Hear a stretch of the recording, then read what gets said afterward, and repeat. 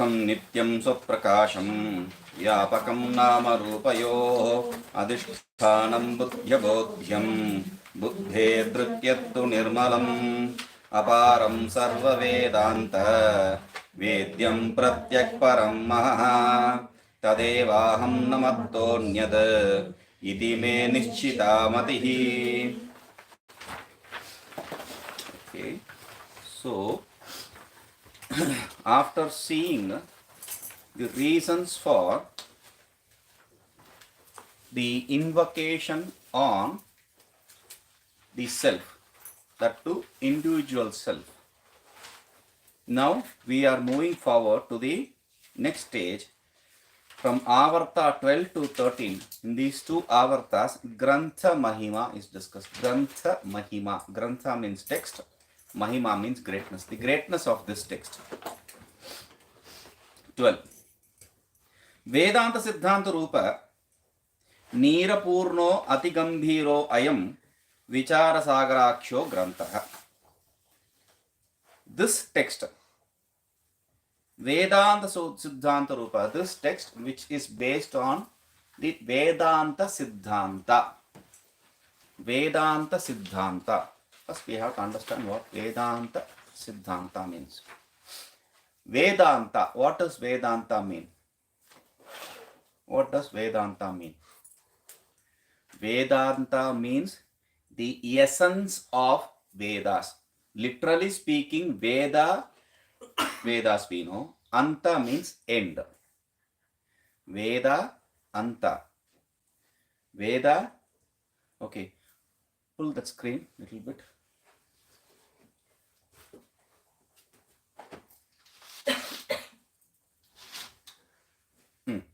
Everyone is running away from that sunshine and she's like looking from there. So, okay. So, Veda means Vedas, we know. Anta means end. So, the end of Veda, meaning the end portion of Veda. Literally, that is the meaning people take. And they support it with the logic that the knowledge portion is dealt in the final part of Veda. Okay, first, what is Veda? When we did Sadhana Panchakam, I made it very clear, but still we have to review it. We have to see it again. It is long back. Vedas means we have a definition. Mantra Brahmanayor Veda Namadeyam. There are two portions, Mantra and Brahmana portion. These clubbed together is called Veda. Mantra and Brahmana. Mantra is also referred to as Samhita. Okay, Mantra and Brahmana. Mantra is the portion which is used in the rituals. Mantra deals with those portions which are used in the rituals, applied in the rituals. Okay, Brahmana is the portion which is like a commentary on the usages of those mantras. So it is like this, Mantra and Brahmana, two portions.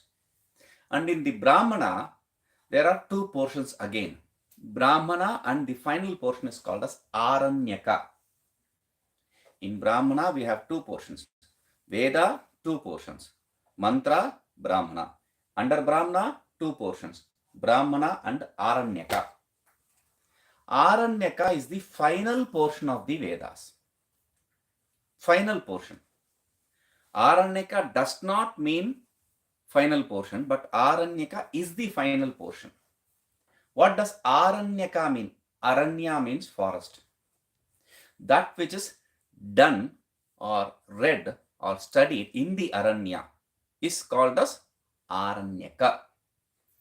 Okay, so this Vedanta portion, Upanishads generally come in that section of Aranyaka. So people say, oh, Vedanta means that which is in the end, that which should be studied in the forest. No, because Taittiriya Upanishad, etc., there are Upanishads which are inside the Samhita portion or the Brahmana portion. And there are Upanishads which are in the ritualistic portion itself, like Ishavasya Upanishad, in the ritualistic portion itself. So, how do we take meaning for this?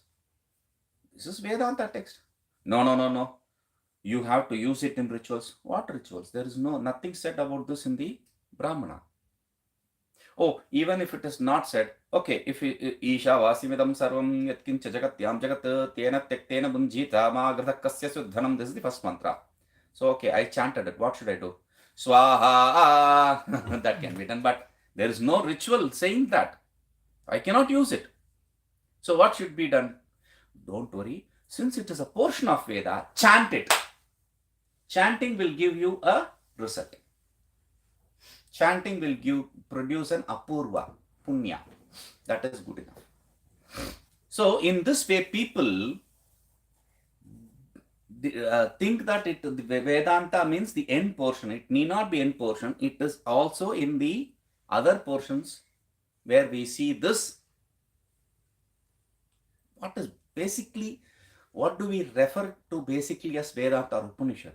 Upanishads are those portions which deal with the identity between the individual self and absolute self. Upanishads are those which deal with the identity between the individual self and absolute self. Wherever it is dealt with, that is called as Upanishad. And that Upanishad can be anywhere. So, basically speaking, Vedanta literally means Upanishad. That literally means the essence of Veda.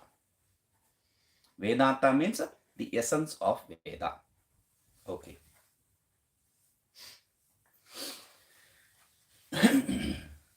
După ce am văzut în lecția de dimineață motivele pentru care s-a făcut acea invocație a sinelui individual, trecem mai departe și ajungem la subcapitolul 12, da? Și astăzi vom vorbi despre 12-13, Grantha Mahima,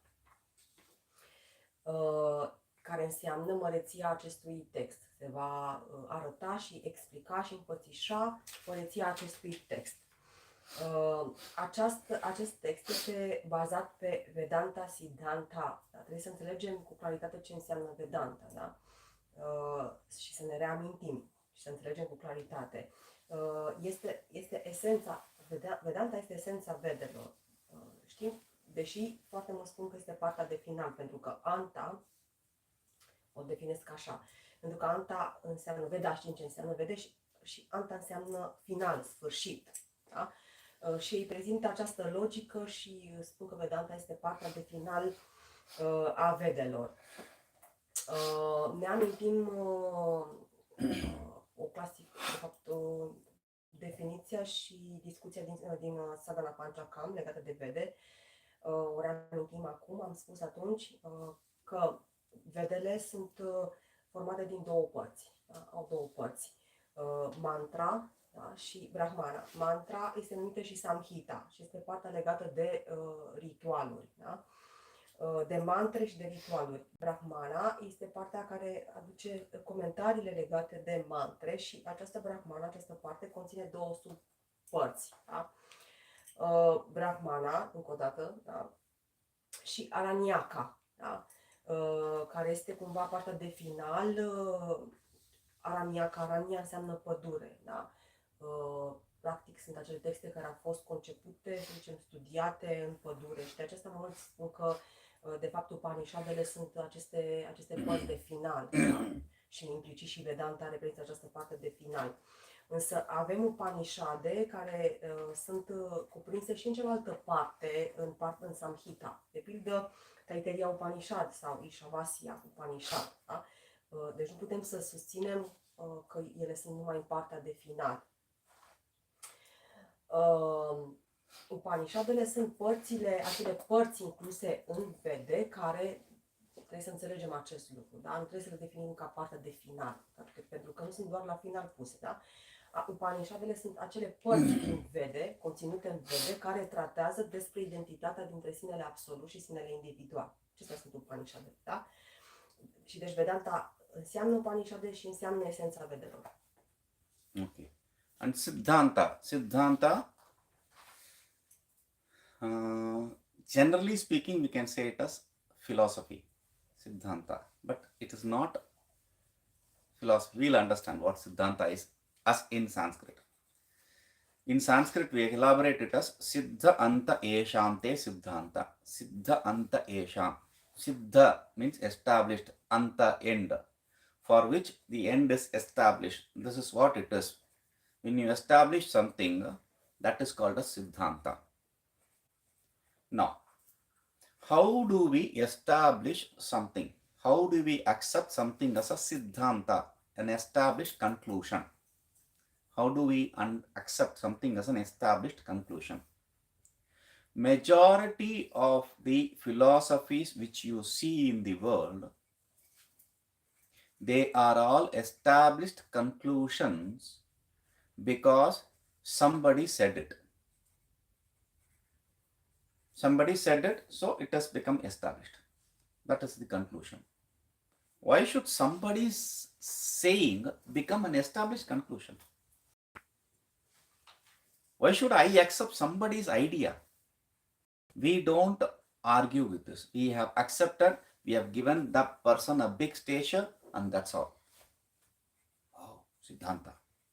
Need not be. How do we come to this conclusion? Conclusions are gained in different ways. Through dialogue. Through dialogue. She was afraid of her own mistake. Through a dialogue. How do we come to conclusion? Through a dialogue. Like yesterday I said, the Guru and Shishya or two Gurus come together and speak. And finally come to a conclusion. There is no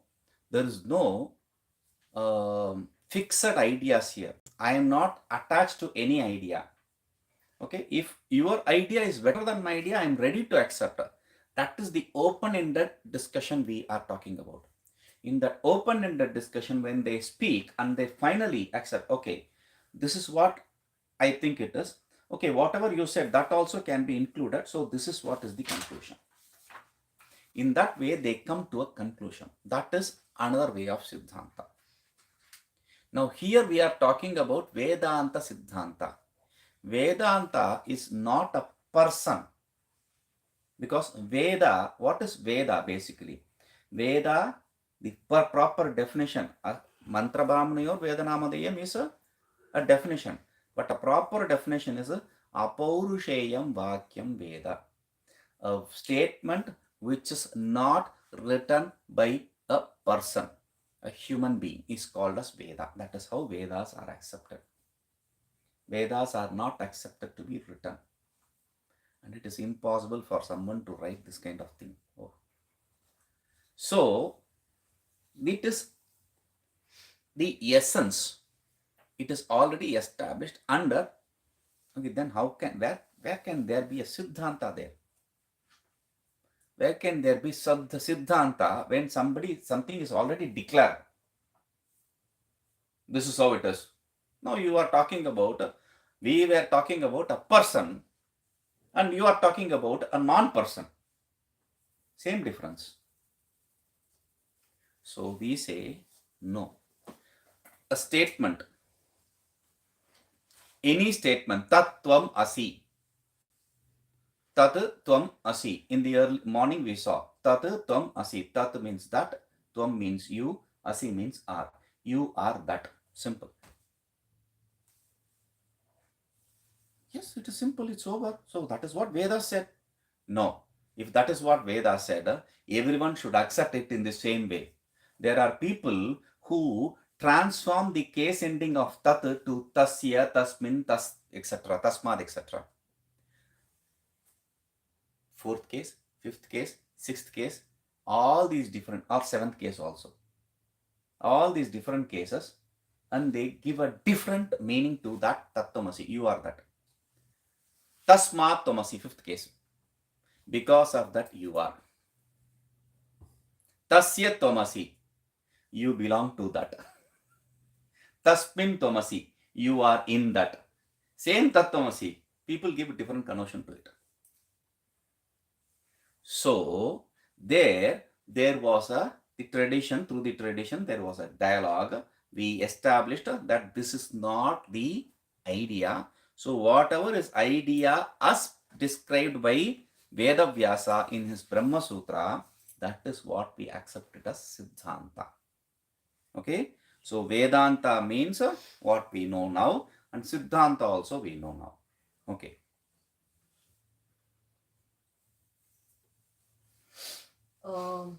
Să explicăm și termenul de Siddhanta, care în general înseamnă filozofie, dar nu este chiar exact și o să explicăm. Siddha înseamnă a așeza, anta înseamnă sfârșit. Deci este ceea ce se stabilește, da? Adică concluzia, de fapt, da? Bun, și cum tragem concluzii? Cum afirmăm o concluzie? În mare parte, foarte mulți oameni în lume trag, sau marea parte a filozofiilor, trag o concluzie pe baza a ceea ce au auzit, să zicem. Da, acceptăm, tragem concluzia pentru că am auzit de la altcineva. Dar cum este posibil să acceptăm, să tragem concluzii pe o astfel de bază? O altă modalitate este prin dialog, printr-o discuție deschisă și la finalul discuției respective se ajunge la o concluzie neexistând un atașament față de o idee preconcepută, da? Ci pur și simplu este o discuție deschisă, un dialog și se trage o concluzie la final. Aici vorbim de Vedanta Siddhanta, da? Adică de concluzia Vedantei cumva, da? Ce sunt vedele? Vedele sunt definiția corectă, da? Completă, o afirmație care nu este concepută sau scrisă de o minte umană. Aceasta este definiția corectă a vedelor. Dar cineva ar putea să spună că ok, dar dacă lucrurile stau astfel, înseamnă că tot ce vedele conțin deja ca o concluzie și nu mai poate fi trasă nicio concluzie cumva, da? Când spunem, dar se întâmplă în felul următor. O luăm orice afirmație din de pildă, tatu amasi, am dat acest exemplu, ar trebui să fie simplu și așa este, ar trebui să fie o concluzie cumva în sine, dar problema se naște în momentul în care încep interpretările pentru că nu se înțelege și din cauza acestor interpretări și neînțelegerea corectă și interpretărilor care se nasc, este nevoie de un dialog, de acel dialog, deci dialogul se naște pe tărâmul acestor explicații și interpretări sau ca o necesitate la aceste multiple interpretări. Da? Și în tradiție așa s-a întâmplat, s-au născut aceste dialoguri, în urma cărora s-au tras o concluzie și concluzia este cea acceptată este în conformitate cu ceea ce cuprinde Brahma Sutra scrisă de Vedavyasa. Da?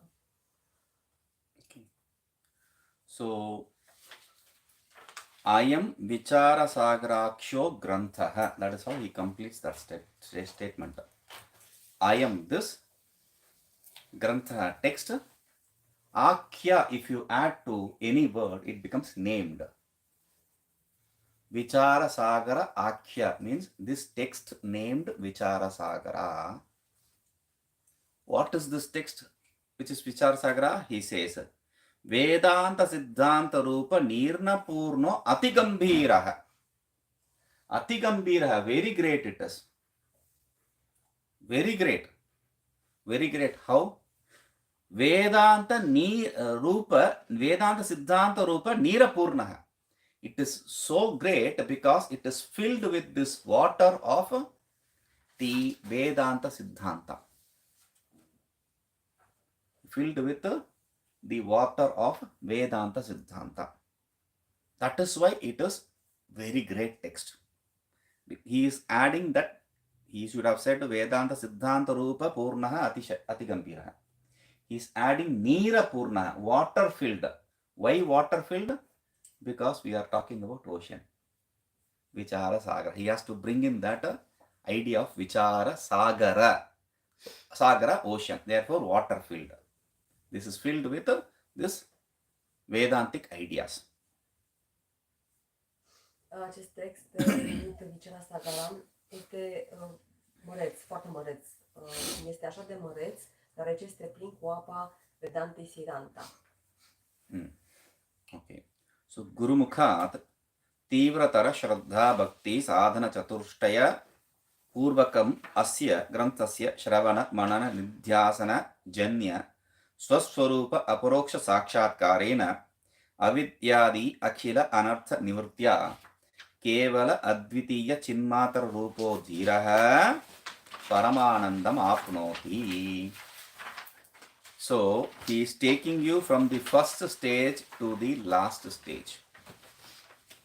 Guru Mukhat, from the Guru Mukhat, from the Guru directly. Mukha can also mean from the mouth of Guru.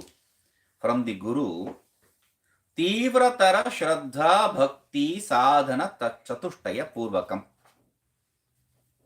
तीव्रतर, greater, तीव्र, strong, तीव्रतर is stronger. Okay, so stronger श्रद्धा भक्ति साधन चतुष्टय पूर्वकम. Stronger, one should have to have stronger Shraddha, stronger Bhakti, along with the basic 4 prerequisites. Asya granthasya Shravana Manana Nidhyasana Janya.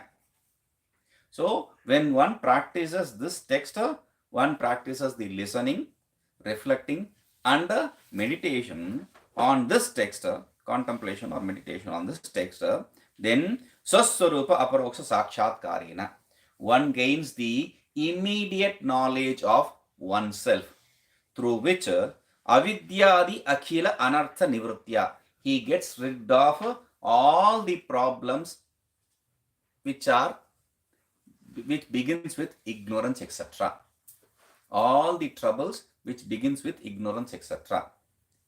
Kevala advitiya chinmatra rupa, and becomes established as a one non-dual consciousness. That dhira gains the absolute bliss. Paramanandam apnoti, gains the absolute bliss. Okay, that dhira gains the absolute bliss. I didn't translate dhira. Let us have dhira as jira. We'll understand dhira later. Mergem mai departe.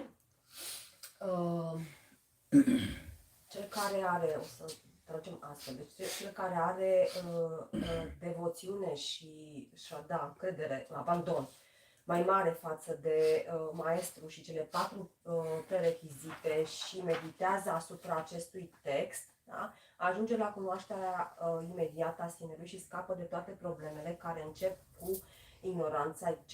și se așează ca și, rămâne ca și conștiință non-duală. Acel dhira dobândește fericire absolută. Okay. Dhira, what is the meaning of dhira? So dhira means, it can mean one who has intelligence.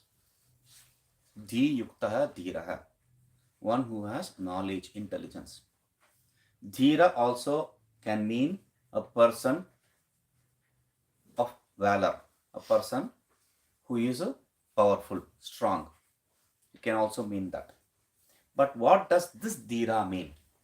Like the word guru, it is broken as 2. Guru. Gu means ignorance and ru means destroyer. Guru is the one who destroys the ignorance. Similarly, dhira is 2 characters. Dhi means knowledge, ra means protection. One who has the strength to protect the knowledge, that dhira is what is talked about here. Meaning, he prevents his intellect from going towards the sense objects and turns it away from the sense objects towards the self. It is said in Mundaka Upanishad, Paranchikhani Vetanat Swayambhu Tasmat Paran Paschati Nantaratman Kaschid Dhira Pratyekatmanam Aikshat. Paranchikhani Vetanat Swayambhu. Swayambhu means the creator. Manu, not this Manu. The creator. How did he do? He created everything so as to the sense organs. He created all the sense organs so as to go externally. It only sees the external things. Someone who is a stronger person, very intelligent person, he gains the strength to Say no to the external world and turn the mind towards the self. So, based on that Mundaka Upanishad word, Dhiraha, this is said here.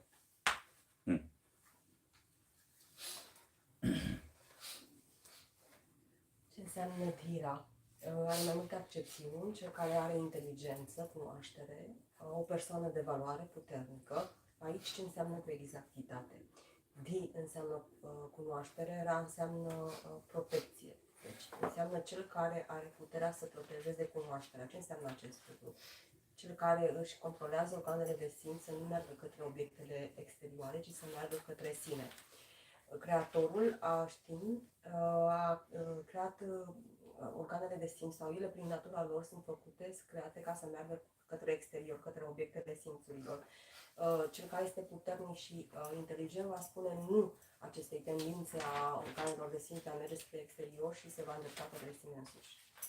So, a strong man, an intelligent man, if he studies this from the Guru with all the basic prerequisites and does reflection, etc., of this text, then he will definitely gain the realization and get rid of the ignorance and its effect and be established in that absolute bliss. That is what the greatness of this text is. That is the greatness of this text. Okay? Now, if you want to say that, you can say that. We'll start. Aici rezidă măreția, în aceasta rezidă măreția acestui text. Pentru acela care are devoțiune, așa cum am spus mai devreme și am tradus, și abandon față de maestru și cele patru prerechizite. Dacă studiază acest text, da, ajunge la cunoașterea imediată a sinelui. În aceasta rezidă măreția acestui text. Enough. Okay. Nanu. Now he is Nanu. Wherever you see Nanu and Nacha, if the statement begins with Nanu or Nacha, understand that the opponent wants to say something there. Nanu is a definitive opponent. Nacha is not a definitive opponent. If you want to say that, don't say that. Like that, the Siddhanti himself presents the idea. Vedanti himself presents. Oh, you may think it is like this. No, it is not like that. So, Nacha is always concluded with a Vachyam. Don't say this. Vachyam means it should not be said so. Okay? Nacha Vachyam. It should not be said so. Nanu is always ending with a Chet. Iti Chet. But if you say, then we'll say like that. It continues. Okay? Nanu. Now the opponent, the disciple says.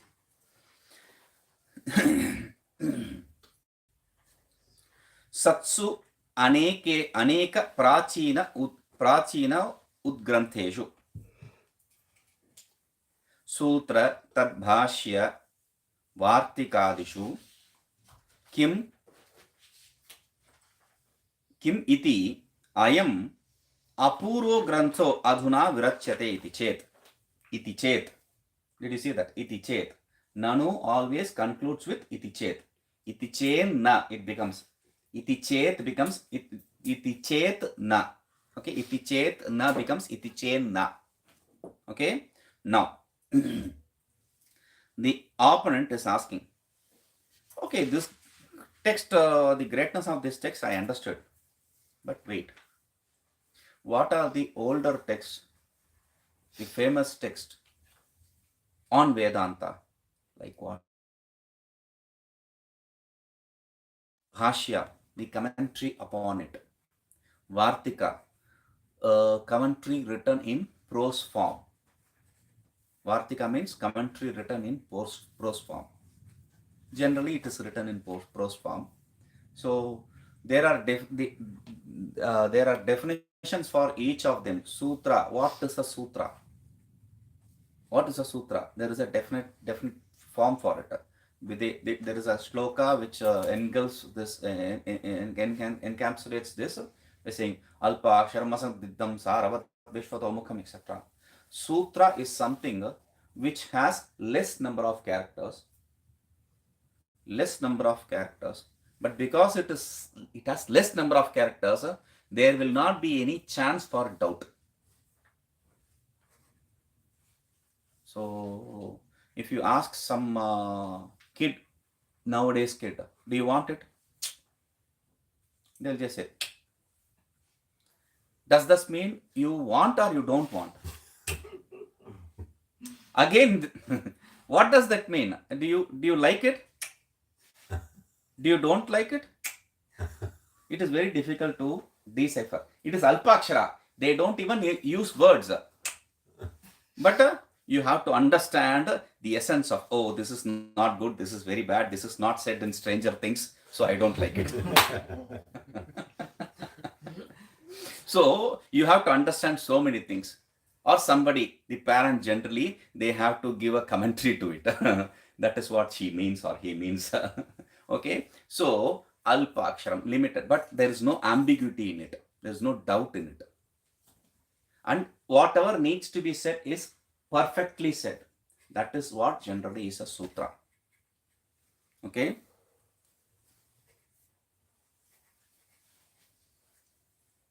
Then bhashya. What is a bhashya?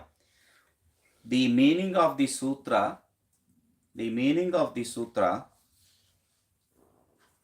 and the words thereof, including the words one uses in the commentary, is explained in detail. That is what is the definition for bhashya. The meaning of the sutras, the meaning of each word of the sutra, and while explaining the meaning of the sutra, whatever words we use, that also should be explained.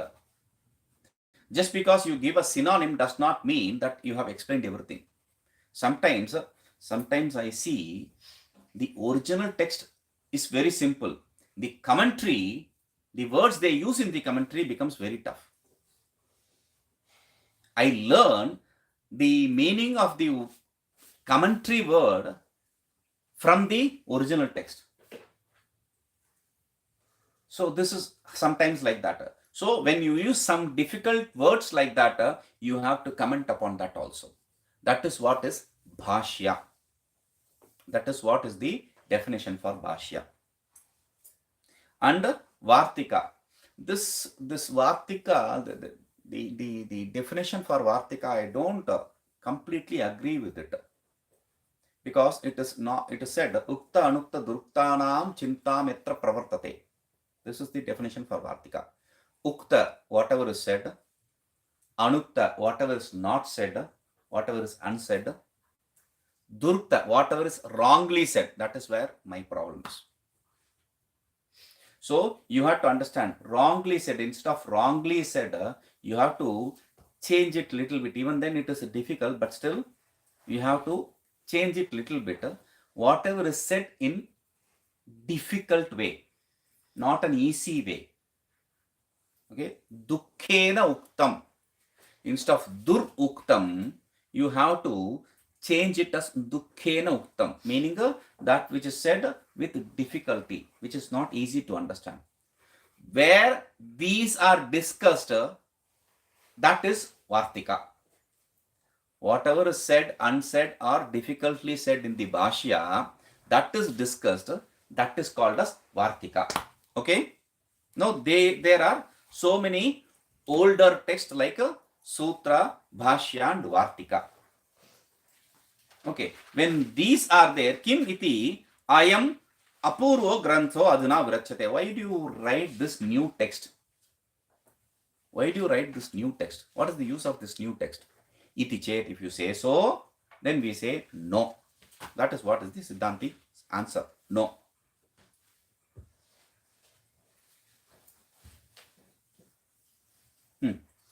Because the idea of the sutra, bhashya, it's all very difficult. So Mergem mai I'll departe give the și answer later. avem acest cuvânt nanu, care introduce întotdeauna, îl introduce pe oponent, da? Ce urmează să spună oponentul. Sunt două tipuri de a introduce un oponent și ce urmează să spună acesta, nanu sau nacea, da? Aici avem nanu, pagina 10. Vedeți acolo primul rând la final, da?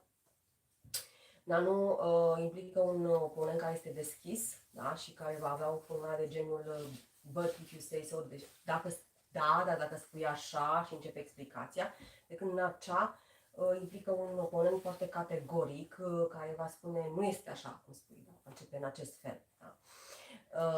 Bun, și ce spune oponentul? Am înțeles măreția acestui text, dar există texte vechi. Și aici sunt trei tipuri enumerate, Sutra, Bhashya, Vartika. Și o să vedem ce înseamnă fiecare. Da? Sutra sunt acele aforisme care conțin mai puține cuvinte și care conțin, practic, descriu totul într-un mod perfect. Da? Nu există posibilitatea de îndoială. Bhashya reprezintă comentarii, da? Deșifrează înțelesul sutrelor. Și sunt explicate, înțelesul acesta este explicat în detaliu. Acestea sunt Bhashya, da? Pentru că și nu explică doar cuvintele mai greu de înțeles, să spunem, din sutre, ci explică și cuvintele pe care le folosește. Deci atât cuvintele din sutre, cât și cuvintele folosite de către cel care comentează în comentariu, da? Pentru că nu este suficient de pildă să dăm un sinonim în comentariul Bhashya la un cuvânt care există în sutre și să spunem gata, am explicat. Mi s-a întâmplat uneori să înțeleg sensul unui cuvânt din Bhashya, din comentariu, ducându-mă la sutre. Deci comentariul trebuie să cuprindă, Bhashya este acel comentariu care cuprinde atât explicarea cuvintelor din sutre, cât și explicarea cuvintelor care se folosesc în comentariu însuși. Da? Vartika sunt acele comentarii, tot comentarii sunt în proză, da? Care explică și completează, adică explică ceea ce este spus într-un mod mai dificil în Bhashya comentarii, ce nu este spus, completează, da, în acest sens, și ce este greșit spus. Da? Și oponentul spune astfel, dacă avem aceste texte vechi, da, Sutra, Bhashya, Vartika, de ce mai este nevoie să scrii acest text? Și răspunsul vine, nu este așa și urmează să explicăm. So, there are these texts, Sutra, Brahma Sutra, etc. Bhashya, Bhagavan Shankaracharya's Bhashya, and Vartika, the commentary of Sureshwaracharya, etc.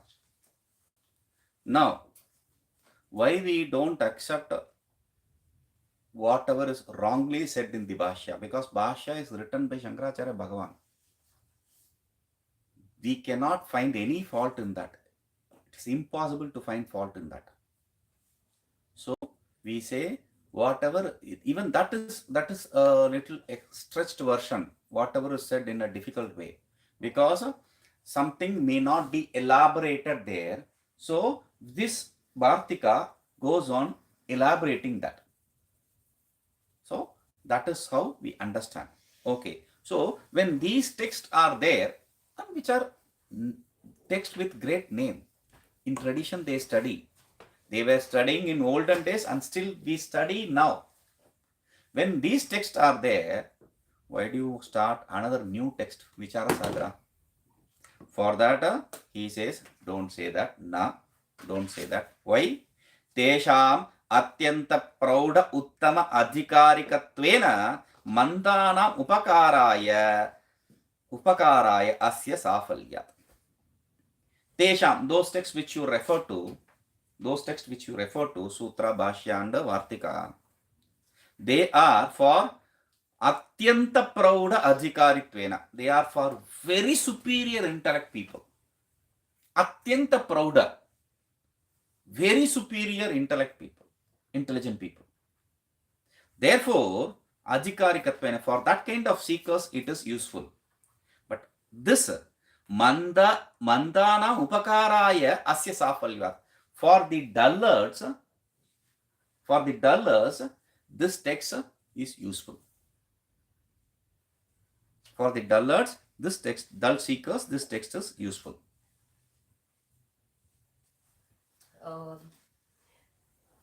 Am menționat câteva exemple la sutre, Brahma Sutra, la Bhashya, la comentariile și Adi Shankaracharya, Bhagavan.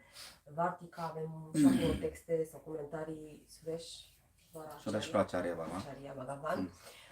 Dar am menționat acolo la definiția de la Vartica, dacă completează anumite lucruri care nu s-au spus sau ceva care ar fi greșit spus în Bhashya. Și cum ar putea să fie Bhashya scrisă de Sri Adi Shankaracharya Bhagavan? Cum ar putea să fie ceva greșit menționat acolo, că este imposibil, da?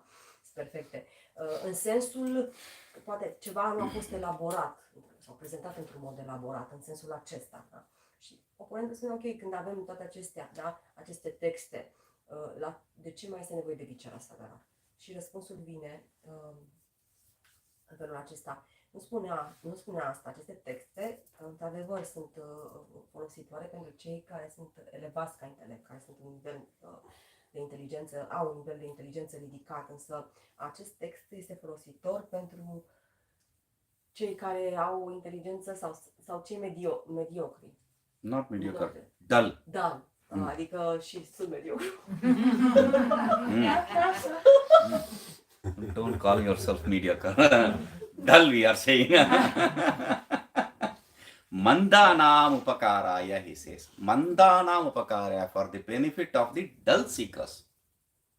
So, when you can benefit a dull seeker, definitely it is going to benefit a mediocre or a superior seeker too.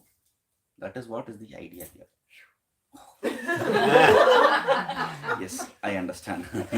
Nano satsu api anekeshu bhasha grantheshu panchabhasha atmabodhadishu vina vicharasagaram swatma vishayaka sarva samshayaha na nivarteran. Satsu api anekeshu bhasha grantheshu.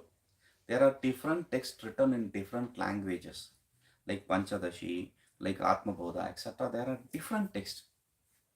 Though there are different texts, without Vichara Sagara, this text, Swatma Visheka Sarva Samshayaha Nanavartaran, the doubt regarding one's own self, all the doubts regarding one's own self cannot be negated. Though there are different language texts, but all the doubts of a seeker are not eradicated through those texts. Yataha, why? He is going to say that. We'll see. Mergem mai departe, suntem la 13. Sunt texte diferite, Panchadashi și așa mai departe, dar fără acest text nu putem să negăm, să rezolvăm toate îndoielile unui căutător spiritual legate de sine. He is talking about not Panchadashi, Panchabhasha. This Panchabhasha, some 5 languages. So whatever, it may be a text or it may be a text in 5 languages, Indian languages during that time, prevailing during that time. Anyway, so why do you say those texts are not useful? Oh, those texts which are written in the native tongue, that is not useful. And you are doing the same thing. Because this text, remember, is written in the old Hindi dialect. It is written in Hindi. It is not written in Sanskrit. Now it is translated in Sanskrit by Vasudeva Brahmendra Saraswati Swami. So, he says, Yataha. Why do you say so? That those language text written in other languages are not useful? Yataha, because Kechana Granthakaraha Shravanamatram Krutva Bhasha Grantham Rachayamasu. Some people who have written those texts just have listened from the Guru, that's all. Just did the Shravana, only the Shravana, and they started writing text. Tataha, therefore, Tadgata Vishayaha Kechana Shastra Anusarino Nabhavanti Kachit Shastrartha Vaiparityancha Upalabhyate. Therefore, what happens is they just heard, they have not contemplated, reflected or contemplated on it. So, they just heard and they started writing the text. Therefore, in some places, they are not in tune with the tradition. And in some places, they are contrary to the tradition. Shastra Anusara, Shastra Vaiparitya. Shastra Anusara means in tune. Some places it is not so. Shastra Vaiparitya means it is completely contrary to the tradition. Upalabdhe, it is seen so. Apare kechana Swalpa Shastra Abhyasa Matrena भाषाग्रन्थान् रचयामासु. And some people, after listening to some shastras, they have not even completed the Shravana. Just listening to some shastras, they started writing a text. You can see people like this even now. Rachayamasu. Tatra Vedantarthasya samagrasya anukttatvat na taihi nisamshya jnana udeti. Since the complete essence of Vedanta Shastra is not given by them, therefore it will not eradicate, remove all your doubts. It will not make you devoid of doubts. Until there is doubt, you will not be established in knowledge, any knowledge, leave alone Vedantic knowledge. So that is why Bhagavan in Bhagavad Gita says, Samshayatma Vinashyati. A person who has doubts completely gets destroyed. You should not have doubts. So, Asmin Vicharasagre tu, but okay, they are not right, they are not right. What are you doing then? So he says, Asmin Vicharasagre tu, but in this Vicharasagara, Vedantartha samarmakaha samagrataya shastranusarena pratipadyante. The meaning of Veda, samarmakaha, with all its subtleties, nuances, all its secrets, samagrataya, entirely, shastra anusarena, in tune with the tradition, pratipadyante, we establish. We establish in this, according to the tradition, and in completeness, and all with all the nuances. So there will be no place for doubts. Sarvatra Shastra Avirodhena cha Atmajnana Upayogi Vishayaha Saprapancham Nirupyante. And all these, in the whole of the text, we, without going in contradiction to the tradition, the Shastra, whatever is necessary for your self-knowledge, whatever will remove the doubts, those are established saprapancham. Saprapancham in detail, completely, in entirety. Okay? Tasmad, therefore, Ayam eva sarvebhyo Vedanta granthebhyo uttamottamah. This is the text which is superior than the superior text in the Vedanta. Nastyasya samam granthantaram. There is nothing, there is no text equivalent to this text. Yes, declare even before completing this text.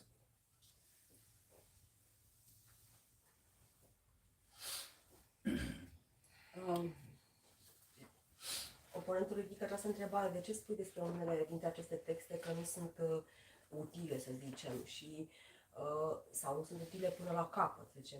Și el îi răspunde, pentru că unii oameni care au scris aceste texte au făcut doar Shravana, au parcurs doar acest nivel de a asculta de la maestru învățătura și au început să scrie, nu au contemplat, doar au auzit. Și în unele locuri măcar nu sunt acordați la tradiție din cauza aceasta sau chiar devin contradictorii pe alocuri cu tradiția. Alții nici măcar nu au completat acest nivel al Shravanei, nu au ascultat până la capăt și au început să scrie texte. Și pentru că esența completă a Vedantei nu este redată de către ei, da?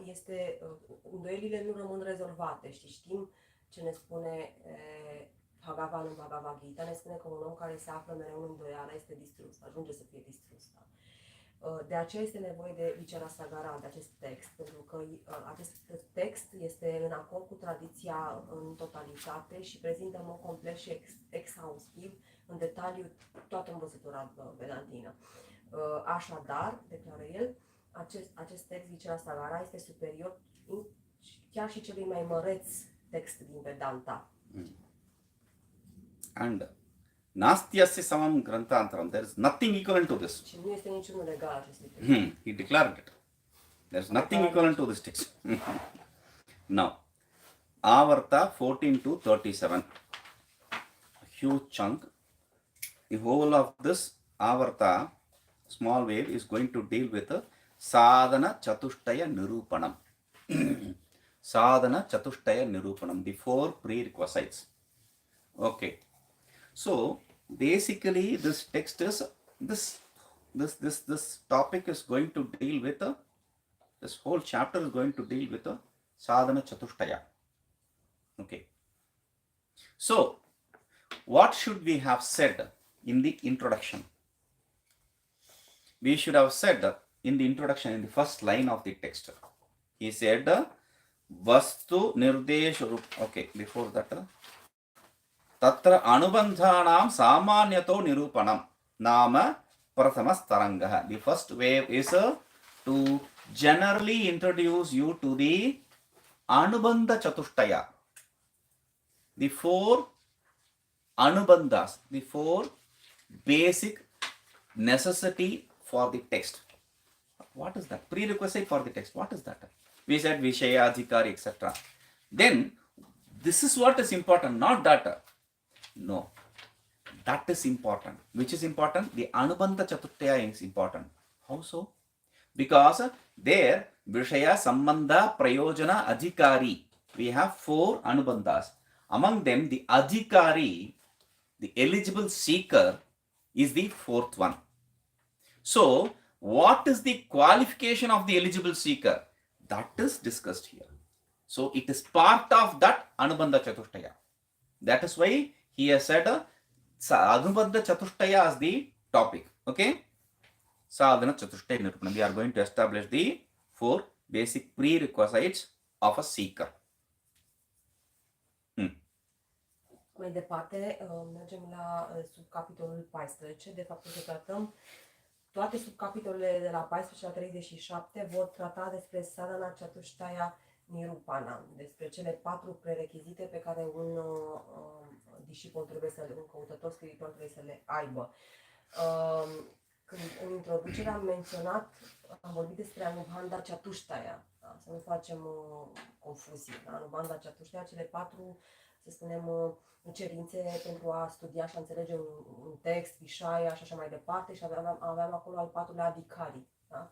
Discipolul sau căutătorul, da? Care este foarte important și acum, practic, în aceste subcapitole se va vorbi despre cele 4 prerechizite sau, să spunem așa, calități, da? Pe care un discipol trebuie să le aibă, căutător trebuie să le aibă.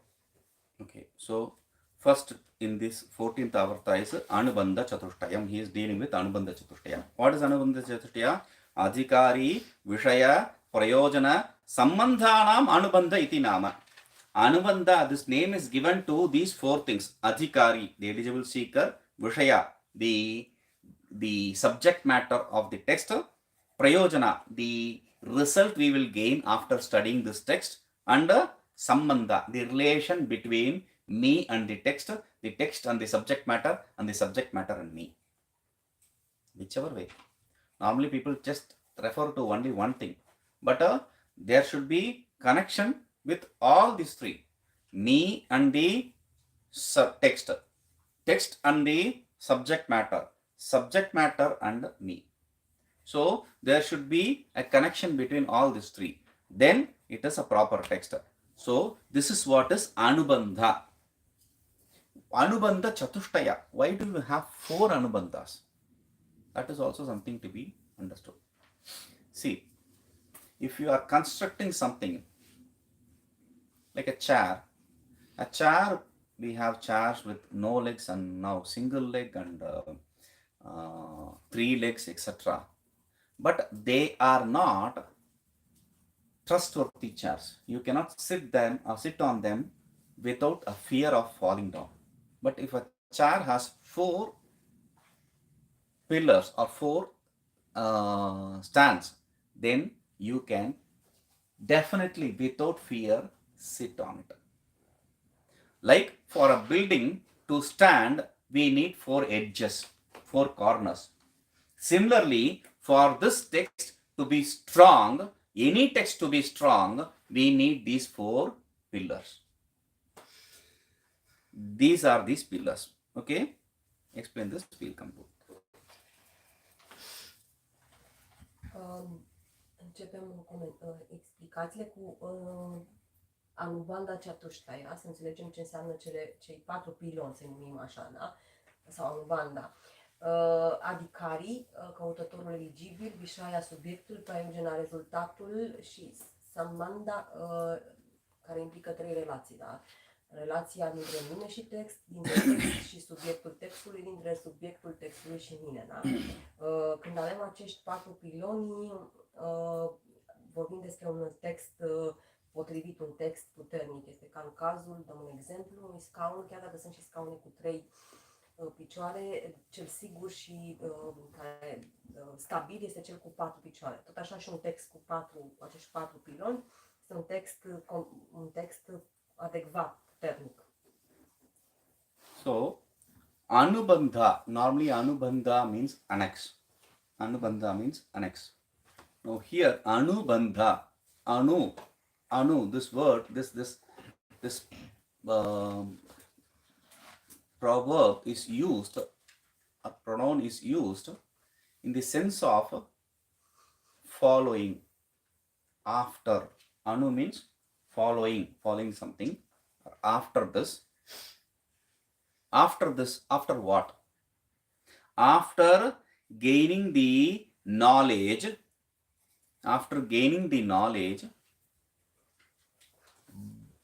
bandha means bondage. It binds the seeker, the knowledge seeker, to that truth. That which binds the knowledge seeker to that truth. Okay, that is what is Anubandha. Să înțelegem ce înseamnă cu exactitate acest concept anubandha. În general înseamnă anexă. Aici are o altă conotație. Anu înseamnă după. După ce? După dobândirea cunoașterii, banda îl leagă, de fapt, acea banda, de fapt, îl leagă pe căutătorul cunoașterii de acel adevăr. Da? Deci anubanda este ceea ce îl leagă pe căutătorul cunoașterii, da? De acel adevăr pe care îl află. It binds us to that knowledge, to that vichara. Okay. Now, there is a statement, prayojana. First, we have to understand what is the prayojana, etc. of the text. Why do you need to understand the prayojana? The usefulness, the result which we will gain after reading this text. Because there is a statement, prayojanam anuddishya na mandopi pravartate. Without having a goal, a result in his mind, even an idiot will not put effort in for anything. We all do things result oriented. So first we need to know what the result is. Okay, I am going to teach you Samskrita Vichara Sagara. After studying this, you will be able to launch a rocket. Half of you or everyone will be leaving this room. I don't want to launch a rocket. Okay, so I am going to teach you Vichara Sagara, Samskrita Vichara Sagara. After learning which, you will be able to service your car all by yourself. There are people for that. I don't want. Okay, service your mobiles. Oh, I throw my old mobile and buy a new mobile. Simple. So none of that is useful. Once you understand the usefulness and it is not for you, then you leave it. So this is the deciding factor. Prayojana is the deciding factor. Whether should I study this further or not. So therefore, he says, Sarvasyeva hi shastrasya karmano vapi kasyachit yavat prayojanam noktam tavat tatkena grushyate. Sarvasya hi eva shastrasya karmanaha va api kasyachit yavat prayojanam na uktam tavat tatkena grushyate. Sarvasya hi shastrasya. Sarvasya eva hi shastrasya. Whatever be the shastra. For all the shastras. Or for any karma, for that matter, or any activity for that matter, for the shastra or worldly karma, doesn't really matter, whichever it is. Yavat prayojanam nauktam, until you don't specify the end result, tavat tat kena grihhyate. Who will be interested in gaining that. So until you don't specify the end result, no one is interested in your teaching. So therefore, iti vachanat, because based on this statement, prayojanadi jnanabhave vekinam granthe pravritti anupattehe. Without the knowledge of the end result, etc., a person with little bit of discrimination, little bit of knowledge will not endeavor into this study of this text. Tad anga bhuto anubandha prasam nirubhyate. Therefore, the limb of that, the anubandha, is first explained. The limb of these anubandhas, the limbs of these anubandhas, the adhikari, prayojana, etc., that is explained first.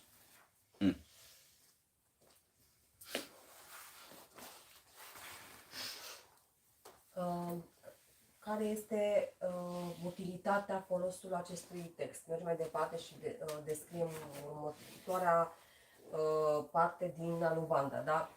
Prayogena. Există o afirmație, fără un rezultat conceput în mintea sa, nici un idiot nu ar depune efort pentru nimic. Dacă aș spune de pildă că vă predau acest text ca să puteți să lansați apoi o rachetă sau ca să servisați mașina sau telefonul mobil, ați pleca, nu ați fi interesați. În momentul în care înțelegem utilitatea a ceva, înțelegem și dacă ne interesează sau nu ne interesează acel lucru, da? Mai departe, asta am scris eu pentru mine, astfel, oricare ar fi șastra sau activitatea, da? Până nu se specifică rezultatul care va fi obținut de acolo, da? Cineva nu poate să-și dea seama dacă este sau nu interesat de acel lucru, de acțiune sau de scriptură sau de studiul textului respectiv. De aceea, prayogena este foarte importantă. So, adhikari nirupam. In between there is a subset, 15 to 32. So 14 to 37 he said. Now in between there is a subset, 15 to 32. Adhikari nirupam. He is establishing the adhikari, the seeker. First is adhikari lakshanam. To establish the seeker, first we have to understand what a seeker, who a seeker is. For that he says, nisargataha eva sarvesham antakarane mala vikshepa avaranatmaka doshatrayam aste. Nisargata eva. Nisargata means naturally. Naturally, sarvesham antakarane, in everybody's mind, everyone's mind, mala vikshepa avaranatmaka. There are three kinds of defects naturally in every mind. One is mala, the other is vikshepa, the third is avarana. Mala, impurity. What is the impurity? What is the obstacle here for us? Papa, sin, our past sins. So that is mala. Okay. Then vikshepa, the disturbances. The mind is not focused. It is completely disturbed. It is taken towards the sense objects because of our past karmas. That is second, vikshepa, the turbulent mind. Third is avarana. The mind is completely veiled. It doesn't understand that the essence of the mind is the self. It does not understand because there is a veiling of ignorance. So these three defects naturally exist in everyone.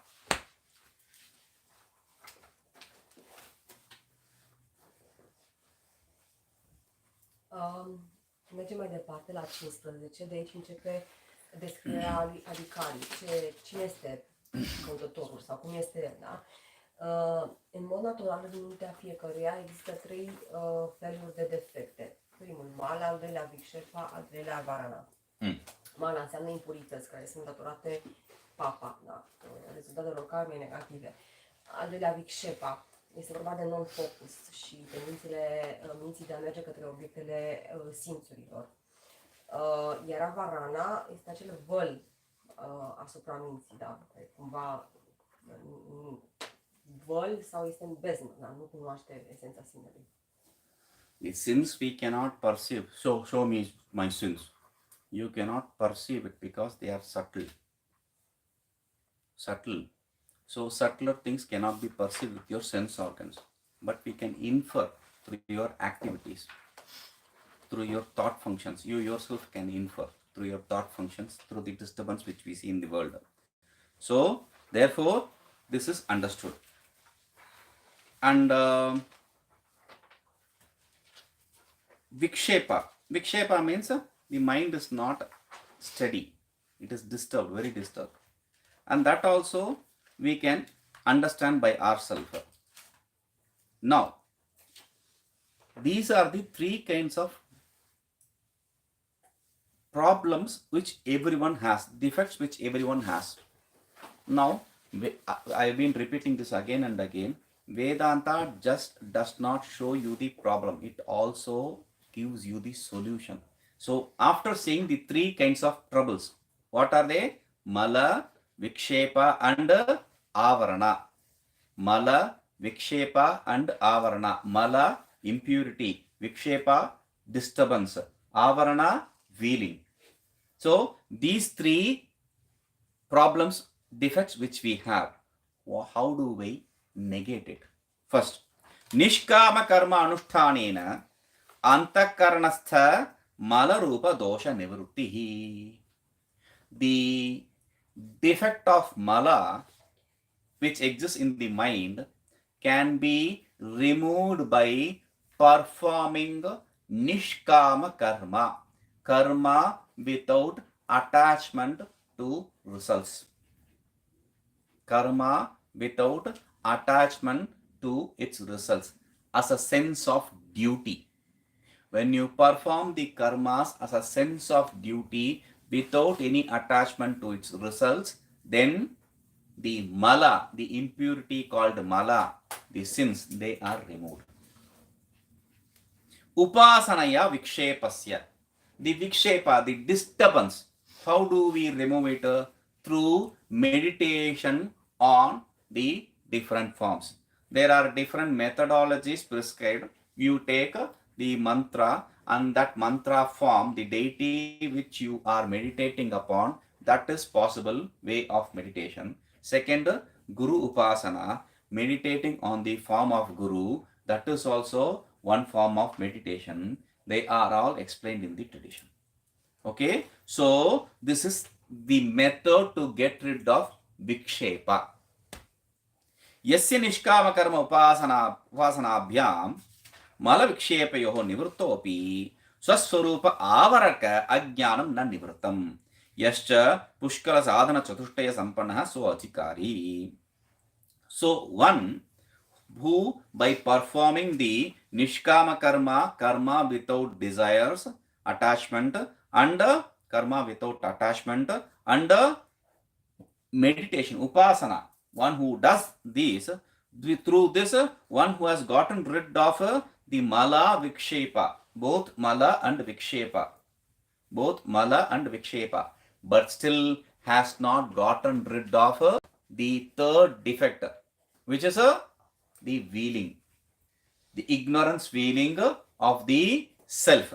Therefore, he, one who also has the complete sadhana chatushtaya, pushkala sadhana chatushtaya in completeness. Pushkala means completeness. One who has the sadhana chatushtaya, the prerequisites, the four basic prerequisites for the seeker in entirety, in completeness. So adhikari, he is the proper seeker. He is the proper seeker.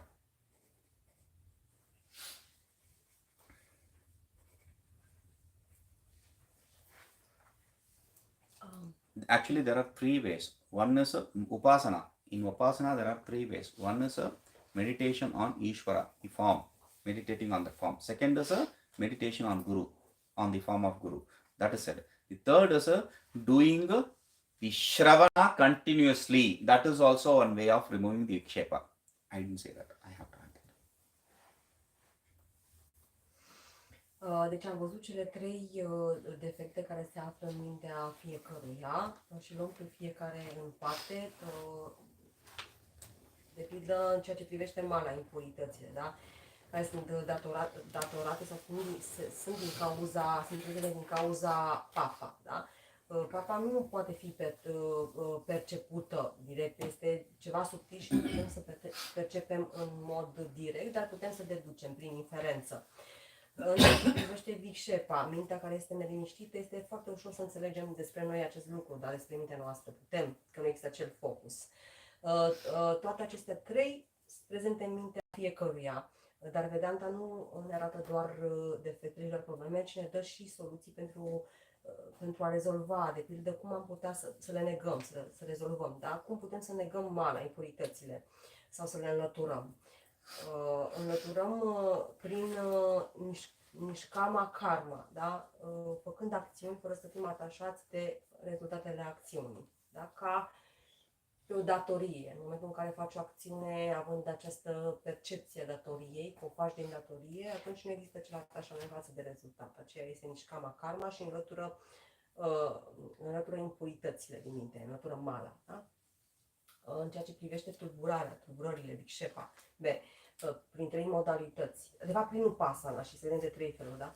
Upasana, meditație înseamnă meditație asupra lui Ishvara, meditație într-o formă unei divinități aferente mantrei pe care o avem de pildă, da? Sau guru upasana, putem să medităm asupra maestrului, sau putem, o a treia modalitate pentru a înlătura Vicșepa este prin Shravana în mod continuu. Facem Shravana în mod continuu, da? Cel care, bun, dar cel care trece, să spunem, peste mala și peste Vicșepa, totuși nu scapă complet de volul ignoranței de sine, da? Acel căutător care are sadhana chatushtaya în mod complet, da? Acela este căutătorul adecvat. Deci trebuie să aibă și cele patru în mod complet, sadhana chatushtaya. Da? Okay, so a person with these eligibilities is an adhikari. So we have to see, they said one who has the prerequisites, basic prerequisites, he is an adhikari, come in totality. But what are these basic prerequisites? So first he says 16. Sadhana Chatushtayam, he first declares what are these basic prerequisites, the four basic prerequisites of a seeker. Nitya vastu vekaha, iha mutrartha phala bhoga viragaha, shamadhi shatka sampattihi, shamadamadi shatka sampat, mokshattam cheti. So normally we say viveka, vairagya, shamadhi shatka sampatti, mokshattam. Here he says nitya vastu vekaha. The discrimination of what is eternal and what is non-eternal. That is the first prerequisite. Second is iha amutrartha phala bhoga viragaha. Dispassion for the results here and hereafter. Dispassion for the objects of enjoyments here and hereafter. Third, shamadamadi shatka sampat. The six-fold qualities of shama, dama, etc. We will see each one of them in detail. Shama, dama, etc. And mukshuttam cheti. The fourth one is mumukshutva. Desire for liberation. Desire for gaining moksha. Okay? Now. Și mergem mai departe la 16, suntem, da? Care sunt cele patru prerechizite, sadhana chatushtaya. În mod normal știm, începem cu viveka, vairagya, aici sunt menționate în felul acesta, da? Detaliat. Discriminarea între ceea ce este etern și ceea ce este non-etern. Doua, detașarea sau lipsa dorinței față de obiectele de aici și de dincolo. 3. Cele 6 calități shamadama, o să le vedem, sau virtuți. Și 4. Mukshatva, care este dorința pentru eliberare. Ok. 17. Nitya vastu vekaha. What is this? Discrimination of eternal and non-eternal.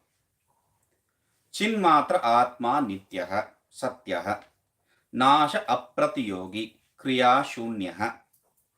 Tat vilakshano anatmatu drishyah prapanchaha nasha pratiyogi anityaha asatyaha क्रियासहितश्चेति विवेचनमेव विवेकः. What is discrimination? See how in detailed way he is presenting it. Chinmatra Atma, the Atma which is consciousness, is eternal. Nityaha, eternal. Eternal means that which is not limited in all the 3 periods of time. Eternal. Now, Satyaha, that is the truth. Nasha Apratiyogi, which is not an object of destruction. Which is not an object of destruction. Kriya Shunyaha, without any activity.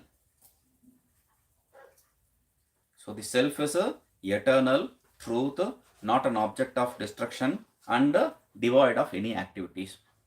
Tad vilakshano anatmato, but in contradiction, the non-self, what is that? Drishya prapanchaha, the perceived world, nasha pratiyogi, is an object of destruction. Anityaha is a non-eternal. Asatyaha is not truth. Kriya sahitascha iti, and always endowed with activity. Iti vivechanam eva vivekah. This kind of inquiry, investigation is what is called as viveka. We give an example for this discrimination. We have to, okay, I discriminate, this is eternal, that is non-eternal. I discriminate, okay, this is eternal, this is non-eternal, this is truth, that is not truth. So what do? I just discriminate and throw both away. No, you should have to hold on to the Atma, the truth, the eternal, etc., and give up the Anatma, the true, non-truth, the non-eternal, etc. For that, we give an example. I don't know, I have not tried this, but this is the example which is said in the tradition. The swan, which we saw in Piteste, the swan, it drinks milk. Okay, when you give it milk, you add water to the milk and give it. It drinks the milk, the cheese portion of the milk, really. It drinks only the milk portion, not the water portion. It leaves the water portion and only takes the milk portion, the solid portion of milk. I was wondering, how can that be possible? Possibly it is it has some acid in secretion in its mouth. Once it puts its beak inside the milk splits and becomes cheese or something. So it eats that and leaves the water. Probably that is how it is. But this is how we have to do. We have to accept only the eternal, Satya, etc., the Atma portion, and give up the Anatma portion. Don't grasp to the Anatma portion, give up the Atma portion. So that is why I have to explain this. Mergem mai departe, suntem la 17. Ce înseamnă discriminare între ceea ce este etern și ceea ce este non-etern? Da? Atma este conștiință, este etern, este nelimitat, adică nelimitat sau există în cele 3 perioade ale timpului, este adevărul, este ceea ce nu este un obiect al distrugerii și este fără activitate. Per contrario, ceea ce este anatma, non-etern, este lumea percepută, da? Este obiect al distrugerii, este non-eternă, non-reală și mereu în activitate. Aceasta este modalitatea în care se face investigarea, analiza, cercetarea. Aceasta este viveka, da? Și cum facem acest lucru? Nu tot separăm lucrurile și le discernem, ci luăm ca punct de referință adevărul, care este etern, da?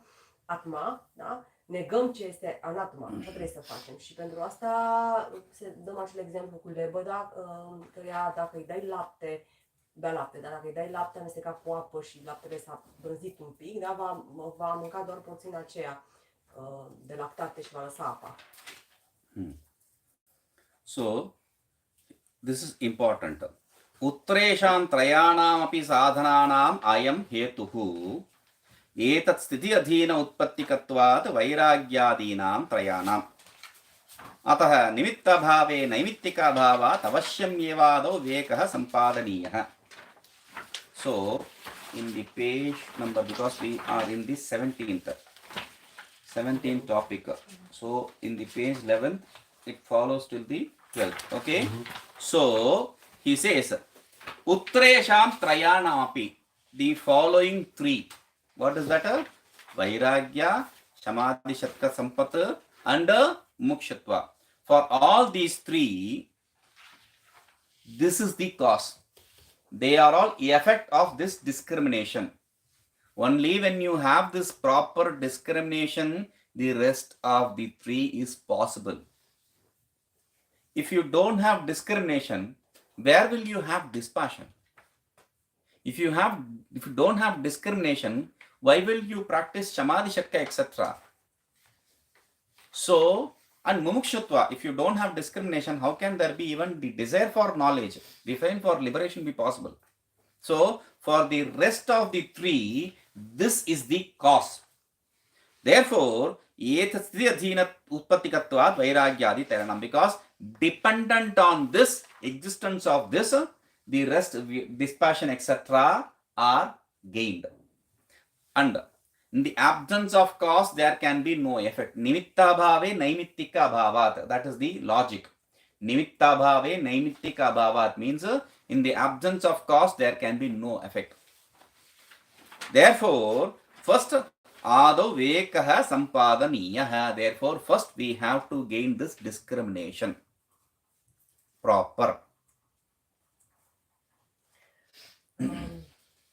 Tot la 17 suntem.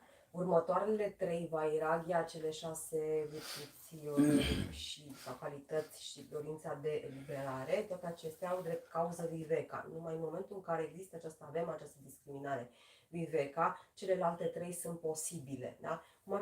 Cum ar fi sau este posibilă, de pildă, detașarea, dacă nu avem acea discriminare între ceea ce este etern sau non-etern. Nu putem detașa, sau dorința de eliberare. Dacă noi nici nu discriminăm între ceea ce este etern sau non-etern și ne punem problema, cum am putea să ne dorim să ne eliberăm? Nici măcar nu ne punem acea problemă, dar nu discriminăm.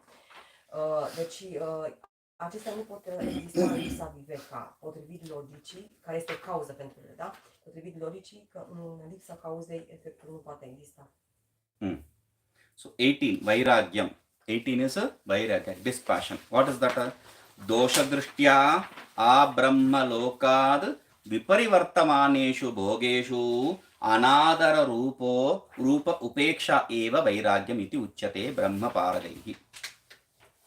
Dosha Drishtya, by seeing the defects where? Brahma Loka Viparivartamaneshu Bhogeshu. In all those objects of experiences which exist from here till the Brahma Loka. Brahma Loka means till the Brahma Loka. So, whatever experiences exist in different worlds, the changing experiences in different worlds, in all those objects, anadaraha, another rupa upeksha eva. You just don't give it any respect. You disrespect, you just give up completely. Upeksha means you just don't care about it. That kind of upeksha, not caring, not even bringing it in the purview of your side vision. That is what is a vairagya. That is what is accepted by vairagya, accepted as vairagya by the people who know the self. Mai departe, mergem la 18, unde ni se explică ce înseamnă vairagya. Văzând efectele în toate obiectele experiențelor, de aici până la Brahma Loka, până în rai, da? Astfel este practicată vairagya. Asta înseamnă vairagya. Să nu ne pese de acestea, nici măcar să nu le aducem în discuție sau în atenția noastră. So, Vairagya, though this is a beautiful way, Vairagya is in Yoga Sutra, Vairagya is explained in 4 ways. Yatamana, Vyatireka, Ekendriya, and the final one is Vashikarana. Yatamana is the first effort. We are trying to control our mind. the first effort which we make, that is yatamana. Yatamana, yata prayatne, to put effort. We are trying to put effort. That's the first stage. Vyatireka. Vyatireka means you, with the support of something, trying to give up other. Meaning, if you want to go, leave this, you go in the opposite direction, right? Similarly, here, like they give an example, like I don't know, have you seen this fight between mongoose and snake? In India, in olden days, when I was kid, these people, they bring in mongoose, and in a box they will have a snake, okay, so cobra especially, and they will the mongoose is tied to a rope and it is left free, okay. We can see mongoose, not the snake. He will until the people group together, there are more people, he will not open the mongoose in the snake. He'll say, I'm going to open it now, I'm going to open it now, I'm going to open it now. He's going to build the crescendo until the end. No one has seen this snake fight. Never. He will say, okay, if anyone goes in between without putting money, they'll split blood and die. What will I do? 10 paisa from my pocket. Something like that. So, like this, what do they say? I have seen just recently in ashram, there was a fight between this mongoose and the snake. I saw that. What they say is the mongoose, if it gets bit by the snake, it has a resort to some leaf or something, eating which it gets rid of the snake poison. So based on that strength of that medicine, it fights the mongoose, the snake.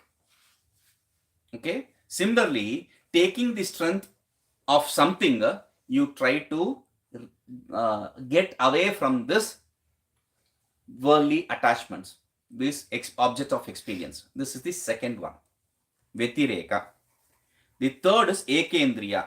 With effort, you try to, you are not taking resort to anything. With effort, you try to face the opponent head on and try to get rid of the attachment to the external objects. That is the third one. The fourth is Vashikara. Vashikara Sanya Vairagyam. That is what the Brahma Sutra, the Yoga Sutra says. This is a complete control of mind. Vashikara. Complete control of mind is Vashikara Sanya. And this is what is expected for the Samadhi in Yoga Shastra and the Samadhi in Vedanta Shastra. The Samadhi is different, but still. And even this Vairagya, one second, I'll complete this. Even this Vashikara Sanya Vairagya is of three types. It is not the end all thing. It is also of three types. Manda, Tivra, Tivratara. And again, that is also not the end. In each one, there is a three groups. Manda Manda, Manda Madhya, Manda Tivra. Madhya Manda, Madhya Madhya, Madhya Tivra. Tivra Manda, Tivra Madhya, Tivra Tivra. So there are three classes: dull, mediocre, and superior. Okay. So dull, mediocre, dull, superior. Mediocre, dull, mediocre, mediocre, superior. Superior, dull, superior, mediocre, and superior, superior. And in one sutra, he encapsulates. Okay, why are you dealing with this? Tivra samvegana masannaha. In one sutra, he establishes what is the reason of establishing in these 9 different ways. Okay, he has gained Vashikara and he has controlled his mind. Then what? He says, one who has the Tivra, for him the Samadhi is very easy. He need not put forth any effort. Naturally, he is in Samadhi. That is the end result of the Tivra. Okay. Yatamana Sanya Vairagya, everyone gains, because something happens to someone suddenly, we become great dispassionate people. Oh, yesterday I spoke to him, he's no more. This world is like that, somebody yesterday exists yesterday, today they don't exist. It is non-eternal. All these ideas we bring in. So that is natural for us, but that should stay forth till the end. That is what is the idea is.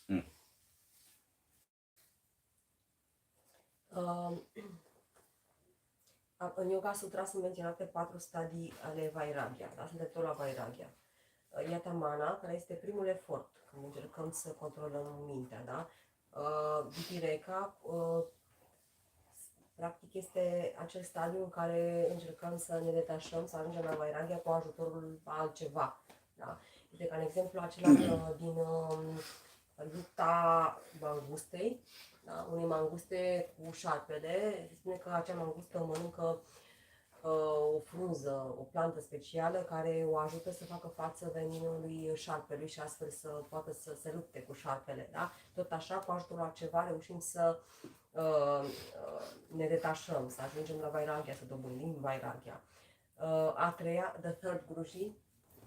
Yatamana, Vitireka, Ekendriya. Focus. Ekendriya. Without depending on anything, completely trying to control by yourself. Ekendriya este a treia și practic înseamnă, presupune efort și focus, da? Din care încercăm să ajungem la Vairagya. Iar a patra, Vashikara, este controlul complet al minții. De fapt este vorba de samadhi, pregătește în starea de samadhi, fie că este vorba de samadhi din Yoga Shastra sau samadhi din Vedanta Shastra. Da? Chiar dacă diferite între ele, găsim acest stadiu complet al Vairagya în ambele. Da?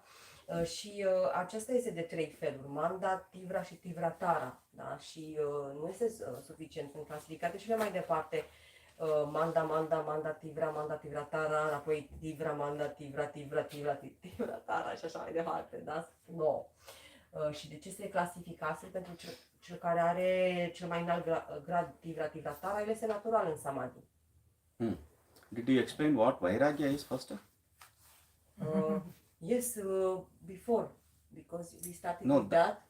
That was different, and this topic I said by seeing the defects of We said already. that already Yes. said? Okay. Yes. Okay. Brahmaloka, Rayul. Brahmaloka. Okay. Right. Okay, so we'll see this continues tomorrow. Om Purnamadah Purnamidam Purnamudachyate Purnasya Purnamadaya Purnameva Vashishyate. Om Shanti Shanti Shanti.